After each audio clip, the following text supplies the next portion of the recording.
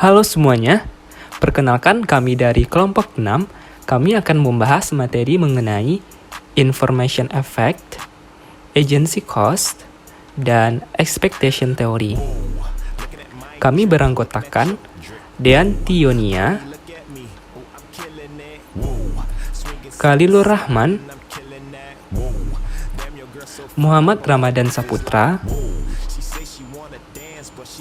Azana Atlah. Baiklah, saya Dean Tionia Putri, BP 171053-2010 akan menjelaskan mengenai information effect. Information effect atau yang lebih dikenal dengan asimetri informasi merupakan perbedaan aksesibilitas informasi antara manajemen dan investor. Hal ini dapat mengakibatkan harga saham yang lebih rendah dibandingkan kondisi kepastiannya. Penalaran ini mengatakan bahwa dengan secara teratur meningkatkan dividen. Manajemen membuat komitmen untuk meneruskan arus kas ini ke pemegang saham di masa mendatang. Maka di pasar yang berisiko, dividen menjadi sarana untuk meminimumkan tarikan terhadap harga saham yang mungkin berasal dari perbedaan pada tingkat informasi yang tersedia bagi manajer dan investor.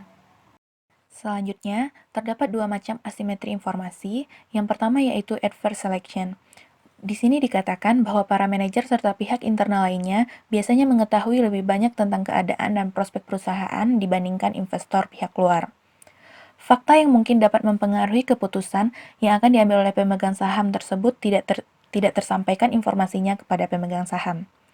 Yang kedua yaitu moral hazard, yaitu kegiatan yang dilakukan oleh seorang manajer tidak seluruhnya diketahui oleh pemegang saham maupun pihak eksternal, sehingga manajer dapat melakukan tindakan di luar pengetahuan pemegang saham yang mungkin melanggar kontrak dan sebenarnya secara etika atau norma mungkin tidak layak untuk dilakukan. Untuk selanjutnya, kita akan masuk kepada materi agency cost. Sebelum kita masuk kepada agency cost, kita pahami dulu mengenai agency teori.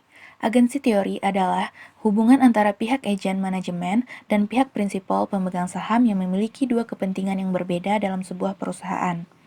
Perbedaan kepentingan antara pihak manajemen dan pihak investor menyebabkan terjadinya sebuah konflik yang sering disebut dengan konflik agensi. Konflik agensi ini didasari oleh perbedaan kepentingan yang timbul antara pihak manajemen dan pihak investor yang menginginkan kepentingan individu masing-masing pihak. Pihak manajemen mempunyai kepentingan untuk bisa mendapatkan keuntungan dengan membangun dan membawa perusahaan pada masa kejayaan, serta membuat perusahaan yang dikelola semakin berkembang. Sedangkan kepentingan yang dimiliki oleh pemegang saham adalah untuk bisa mendapatkan pengembalian atas investasi yang telah dilakukan oleh investor ke dalam perusahaan dengan pembelian saham. Baiklah, perkenalkan saya Khalilur Rahman, nomor PP 1810531044. Saya akan menjelaskan bagian agency cost. Untuk memperkecil tingkat risiko kesalahan, maka pengelolaan dan pengambilan kebijakan dalam perusahaan harus diawasi dan dilakukan pengendalian di dalamnya untuk memastikan semua pengelolaan dan pengambilan kebijakan dalam perusahaan patuh terhadap hukum atau peraturan yang berlaku.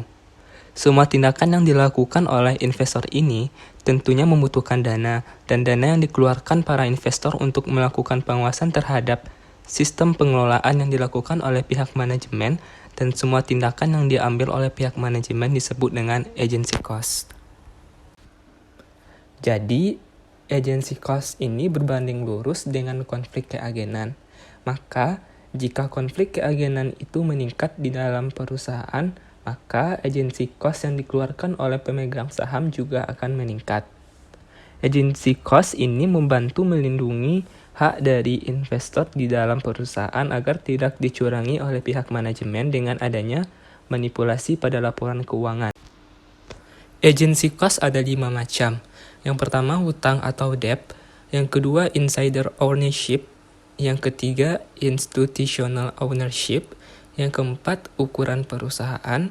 Yang kelima, collateral asset. Nah, kelima macam agency cost ini akan mempengaruhi kebijakan dividen di dalam suatu perusahaan. Yang pertama, hutang jangka panjang atau debt dengan kebijakan dividen. Perusahaan yang sedang berkembang tentu membutuhkan banyak modal untuk memperluas perusahaannya. Sumber modal yang bisa diperoleh perusahaan itu dari hutang dan ekuitas.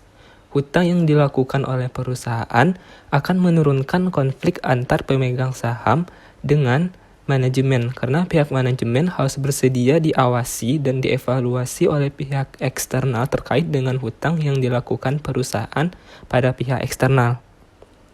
Peningkatan hutang perusahaan itu akan berbanding terbalik dengan peningkatan agency cost yang dikeluarkan oleh pemegang saham. Jadi, ketika rasio hutang perusahaan mengalami kenaikan, maka agency cost akan mengalami penurunan, dan rasio pembagian dividen juga akan rendah karena pihak manajemen lebih memfokuskan penggunaan laba bersih yang diperoleh perusahaan untuk membayar hutang terlebih dahulu. Yang kedua, hubungan insider ownership dengan kebijakan dividen. Insider ownership merupakan persentase saham yang dimiliki oleh pihak manajemen perusahaan tersebut. Pihak manajemen mempunyai sebagian saham yang beredar di pasaran yang menyebabkan manajemen tersebut juga mempunyai hak yang sama terhadap dividen yang akan dibagikan oleh perusahaan. Menurut Jensen dan McLean 1976, dalam Afrianto 2011 menjelaskan bahwa jumlah kepemilikan saham manajemen akan mensejajarkan kepentingan manajemen dengan kepentingan pemegang saham. Kesamaan kepentingan yang dipunyai pihak manajemen yang memiliki sebagian saham perusahaan dapat berpotensi untuk menurunkan konflik agensi. Potensi konflik keagenan yang terkecil ini dapat berpengaruh terhadap rendahnya agensi cost yang dikeluarkan oleh pemegang saham. Kepemilikan saham oleh pihak manajemen yang tinggi juga menyebabkan rasio pembagian dividen menjadi rendah, karena para pihak manajemen lebih suka menahan sebagian besar laba yang diperoleh perusahaan untuk melakukan perluasan usaha. Yang ketiga, hubungan institutional ownership dengan kebijakan dividen. Kepemilikan institusional adalah persentase dari saham yang dimiliki oleh pihak institusi terhadap jumlah saham yang beredar di pasar pada akhir tahun. Menurut Putri dan Nasir 2006, dalam Dewi 2008, menyatakan bahwa kepemilikan institusional berpengaruh negatif terhadap kebijakan dividen. Karena semakin tinggi kepemilikan institusional, maka akan kuat kontrol dari pihak eksternal pada perusahaan, dan itu dapat mengurangi agensi cost perusahaan. Tingkat kepemilikan institusional yang tinggi akan cenderung memberikan dividen dengan tingkat yang rendah karena sebagian labanya disimpan untuk kepentingan ekspansi perusahaan. Yang keempat, hubungan ukuran perusahaan dengan kebijakan dividen. Firm size atau ukuran perusahaan adalah skala besar kecilnya perusahaan yang ditentukan oleh beberapa hal. Di antaranya adalah total penjualan, total aktiva, dan rata-rata tingkat penjualan perusahaan. Semakin besar ukuran perusahaan, maka tingkat kepercayaan investor akan berbanding lurus dengan peningkatan perusahaan. Agar dapat mempertahankan kepercayaan para investor, sehingga perusahaan memerlukan biaya pengawasan yang lebih besar. Perusahaan yang besar cenderung rasio pembagian dividennya tinggi karena untuk menjaga minat investor agar tetap berinvestasi pada perusahaannya. Yang kelima, hubungan kolateral aset dengan kebijakan dividen. Kolateral aset adalah besarnya aktiva yang dijaminkan oleh kreditor untuk menjamin pinjamannya yang dilakukan oleh perusahaan. Menurut Morlah 2000 dalam Afrianto 2011, bahwa perusahaan yang mempunyai collateralizable asset yang tinggi maka akan mengalami agency problem yang kecil antara manajemen dengan pihak kreditor. Sehingga dengan menurunnya agency problem dalam perusahaan maka dapat menurunkan agency cost. Tingkat kolateral aset perusahaan yang semakin meningkat menyebabkan rasio pembagian dividen menjadi tinggi, karena tidak ada pembatasan dari kreditor terkait dengan pembayaran dividen kepada pihak investor. Baiklah, perkenalkan nama saya Azana Adlah dengan BP 1810531050. Pada bagian ini saya akan menjelaskan mengenai expectation theory. Terdapat jalinan umum antara kebijakan dividen dengan efek informasi, di mana kebijakan dividen dan efek informasi dihubungkan dengan sesuatu yang disebut dengan harapan atau ekspektasi. Teori ekspektasi mencakup 3 kata kunci. Yang pertama, perbedaan informasi. Yang kedua, perusahaan dan investor. Dan yang ketiga, dividen yang dibayarkan. Jadi dapat ditarik kesimpulan bahwa teori ekspektasi mengemukakan bahwa karena adanya perbedaan informasi antara perusahaan dengan investor, investor selalu mempunyai ekspektasi masing-masing terhadap dividen yang dibayarkan oleh perusahaan. Harapan atau ekspektasi tersebut didasarkan atas yang pertama, data historis dividen yang dibayarkan perusahaan, yang kedua, kondisi perekonomian, atau yang ketiga, pendapat dari analisis. Harapan pemegang saham ini nantinya akan dibandingkan dengan kondisi aktual baik pada saat dividen diumumkan atau dibayarkan. Apabila harapan dan aktual relatif sama, maka kebijakan dividen akan tidak mempengaruhi harga saham. Namun bila dividen itu lebih tinggi atau lebih rendah dibanding yang diharapkan, investor akan mengevaluasi ekspektasi tentang perusahaan tersebut. Singkatnya, bila ada perbedaan di antara dividen aktual dan yang diharapkan, kemungkinan besar kita akan melihat pergerakan harga sahamnya. Pertanyaan mengenai relevansi dividen masih menyisakan jawaban yang belum tuntas. Untuk itu perlu dikumpulkan bukti untuk memperlihatkan hubungan antara praktek dividen dengan harga sekuritas. Untuk menguji hubungan antara dividen dengan harga sekuritas, dapat dilakukan pembandingan antara hasil dividen perusahaan, yakni dividen dibagi harga saham, dengan pengembalian total saham. Pertanyaannya adalah, apakah saham yang membayar dividen tinggi memberikan pengembalian lebih tinggi atau lebih rendah kepada investor?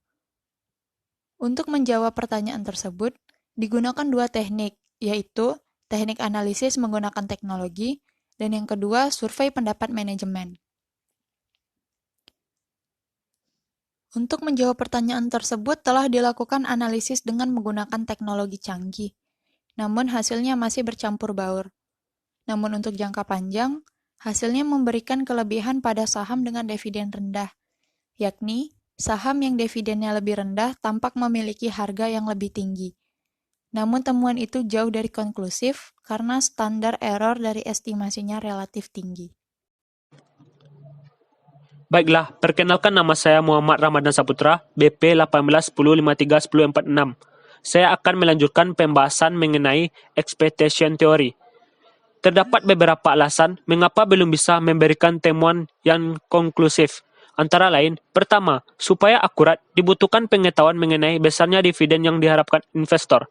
Namun, karena harapan tidak bisa diamati, digunakanlah data historis yang mungkin terkait dengan harapan saat ini. Kedua, kebanyakan studi empirik mengasumsikan hubungan linear antara pembayaran dividen dengan harga saham, sedangkan dalam hubungan aktual mungkin tidak linear, bahkan mungkin diskontinu. Karena keahlian statistik tidak memberikan bukti konklusif, maka dipakailah teknik terakhir, yakni survei pendapat manajemen tentang dividen. Meskipun mungkin tidak bisa disimpulkan bahwa pendapat seorang manajer harus menjadi keputusan akhir dalam masalah ini. Namun, kalau tahu mengenai wawasan ini akan sangat membantu untuk menjawab pertanyaan yang menjadi masalah ini.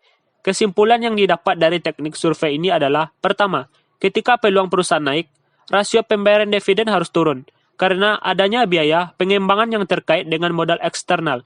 Penahanan ekuitas internal lebih disukai ketimbang menjual saham. 2. Kebijakan dividen perusahaan tampak penting, namun penampilannya bisa menipu. Isu sebenarnya mungkin kemampuan perusahaan meraih laba yang diharapkan dan tingkat risiko dari pendapatan ini. 3. Bila dividen mempengaruhi harga saham, ini mungkin berdasarkan keinginan investor untuk meminimalkan dan menunda pajak, dan berdasarkan peran dividen dalam meminimalkan biaya agensi. 4. Bila teori ekspektasi benar, manajemen harus menghindari mengejutkan investor terkait dengan keputusan dividen. Kebijakan dividen harus secara efektif diperlakukan sebagai residu jangka panjang dibanding memproyeksikan kebutuhan investasi untuk 1 tahun.